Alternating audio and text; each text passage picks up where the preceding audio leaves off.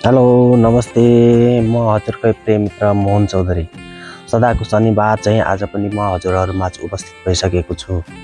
स्वागत छ तपाईहरु सबैलाई मेरो युट्युब च्यानल मोहन ब्लगमा। आज 23 गते शनिबार, सो विशेष आज चैते दशैं पनि हो है। आज मेरो छोरी चाहिँ आउनुहुन्छ कि आउनु हुँदैन, सो हेरौँ है त, अघि बढौँ। आज मेरो भोइसमा अलिकति डिफ्रेन्ट पाउनु भएको होला। आज मेरो घाँटी अलि मलाई सन्चो पनि छैन, सो लाएर आज कोही पनि छैन, अहिलेसम्म कोही आउनु भएको छैन है। निम्तो चाहिँ गरेको हो, कोही पनि आएको छैन, छोरीज्वाइँहरू कोही पनि आउनु भएको छैन। अहिले म एक्लै छु है। अनि मेरो बुढी चाहिँ कपडा धुन गएको छ। सो मेरो बुढीले चाहिँ कपडा धुनलाई हेल्प गर्न आउनु होला भन्दै थियो है। सो अब म कपडा धुन जान्छु। सायद छोरी ज्वाइँ आउनुहुन्छ कि आउनुहुन्न, त्यसपछि के कस्तो हुन्छ हेरौँला। अहिले चाहिँ मेरो बुढी कपडा धुन गएको छ, सो जाउँ है त मेरो बुढीको हेल्प गर्न।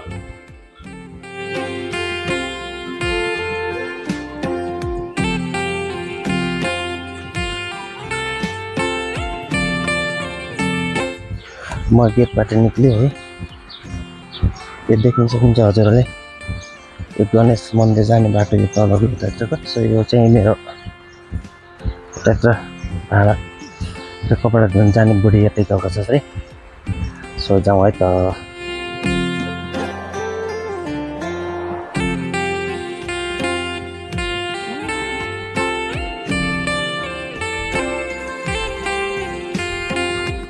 र म कालो बाटो आइपुगेको छु। यतातिर माथि खोला छ है, पानी त्यता सब सुकिसकेको छ। यो बाटो जान्छ माथि, छ कि छैन हेरौँ है माथि।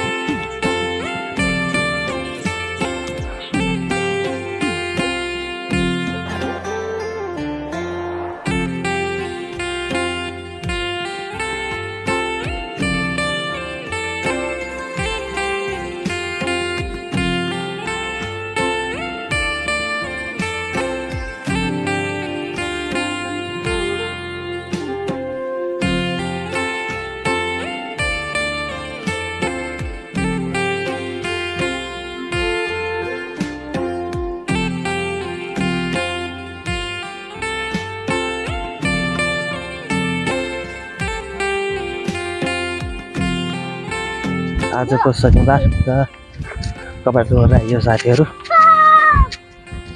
फाइनली कपडा धोइसक्यो है।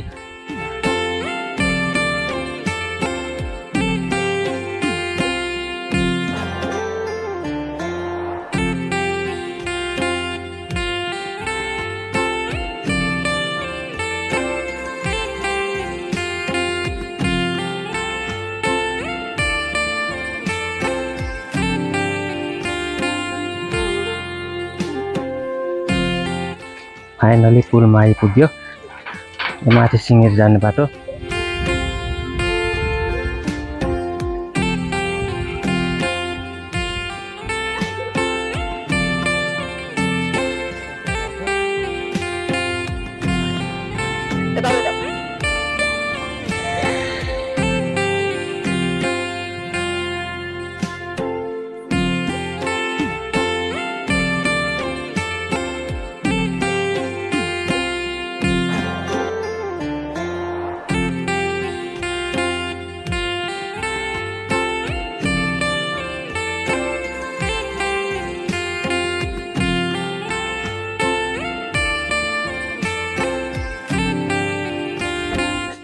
कोठामा आइयो।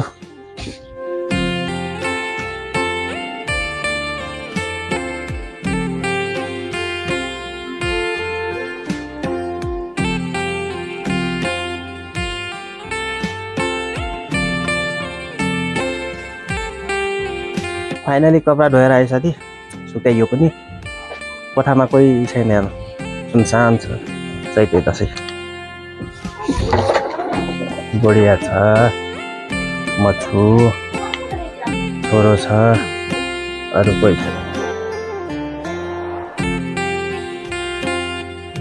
टक्कलाएर चैते दसैँमा चाहिँ छोरीहरूलाई बोलाउँछन् है।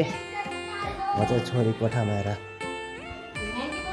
टक्क लाएर चैते दसैँमा चाहिँ अरूलाई छोरीलाई बाउहरूले बोलाउँछन्, तर म चाहिँ छोरीको कोठामा आएर चाहिँ चैते दसैँ मनाउन आउनु पाएको छैन। ढल्किन्छ एउटा छोरी कोठामा, छोरीले पक्क पकाएर दिन्छ अनि खान्छ भनेर ढल्किया छ। छोरीले खाना पकाइरहेछ, बाउ आउनु लाहा भनेर कहिले नै खाना पकाएर पाइरहेछ है। बाउ चाहिँ चैते दसैँ भनेर सजिपा पनि भइगयो, चैते दसैँ भइगयो। कम भयो कि कम भयो।